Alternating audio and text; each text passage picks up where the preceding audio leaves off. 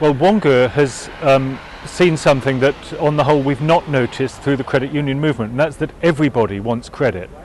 And so Wonga has a client base that crosses the social classes, different groups in society, whereas, particularly in England, we've tended to see credit unions only as a kind of anti-poverty strategy, and therefore they've stayed locked into relatively low-income communities.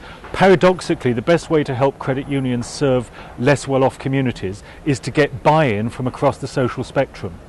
And so that's one of the things we're trying to do with the Archbishop's project, which is to try to raise credit unions' robustness by encouraging people who may not themselves be part of disadvantaged communities to see that credit unions actually can serve everybody extremely well.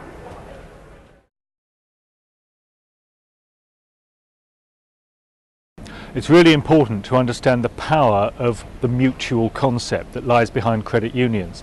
Credit unions work with the idea that people live in networks, they have relationships, they are part of communities. Now, that allows you to market things through people's own relationships, through word of mouth.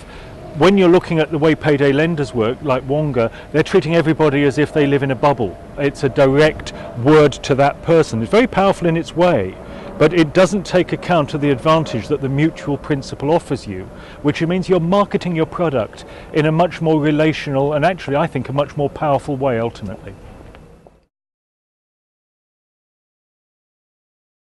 It's not a direct competition between two different kinds of company and organisation that are attacking exactly the same problem.